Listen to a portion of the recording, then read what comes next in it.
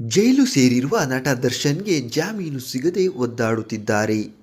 ಇತ್ತ ಫೆಬ್ರವರಿ 16ರಂದು ದರ್ಶನ್ ಅವರ ಬರ್ತ್ಡೇ ಕೂಡ ಬಂದಿದ್ದು, ಈ ಬಾರಿಯ ಬರ್ತ್ಡೇಯನ್ನು ದರ್ಶನ್ ಜೈಲಿನಲ್ಲೇ ಆಚರಿಸಿಕೊಳ್ಳಬೇಕಾಗಿದೆ. ಆದರೆ ದರ್ಶನ್ ಗೆಳತಿ ಪವಿತ್ರ ಗೌಡ ದರ್ಶನ್ ಬರ್ತ್ಡೇ ದಿನವೇ ಬಿಡುಗಡೆಯಾಗಲಿದ್ದಾರೆ ಎನ್ನುವ ಸುದ್ದಿ ಕೇಳಿಬಂದಿದೆ. ಹೌದು, ಚಿತ್ರದುರ್ಗದ ರೇಣುಕಾಸ್ವಾಮಿ ಕೊಲೆ ಪ್ರಕರಣಕ್ಕೆ ಸಂಬಂಧಿಸಿದಂತೆ ದರ್ಶನ್, ಪವಿತ್ರ ಗೌಡ ಸೇರಿ ಆರೋಪಿಗಳು ಜೈಲಿನಲ್ಲಿದ್ದಾರೆ. ಜಾಮೀನಿಗಾಗಿ ಸಾಕಷ್ಟು ಪ್ರಯತ್ನಿಸಿದರೂ ಜಾಮೀನು ಮಾತ್ರ ಸಿಗುತ್ತಿಲ್ಲ. ಹೀಗಿರುವಾಗಲೇ ಪವಿತ್ರ ಗೌಡ ಅವರು ಈ ಹಿಂದೆ ದರ್ಶನ್ ಯಾವ ರೀತಿ ಮಧ್ಯಂತರ ಜಾಮೀನು ಅರ್ಜಿ ಹಾಕಿದ್ದರೋ ಅದೇ ಹಾದಿಯಲ್ಲಿದ್ದಾರೆ.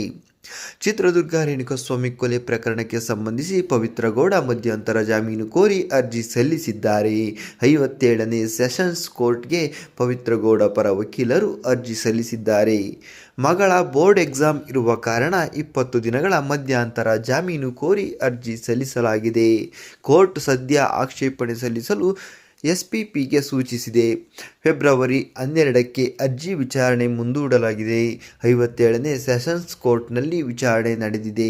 ಪವಿತ್ರ ಗೌಡಗೆ ಏನಾದರೂ ಜಾಮೀನು ಸಿಕ್ಕರೆ ಹೊರಗೆ ಬಂದು ದರ್ಶನ್ ಅವರ ಬರ್ತ್ಡೇಯನ್ನು ಆಚರಿಸಲಿದ್ದಾರೆ ಎನ್ನುವ ಮಾತು ಕೇಳಿಬರುತ್ತಿದೆ.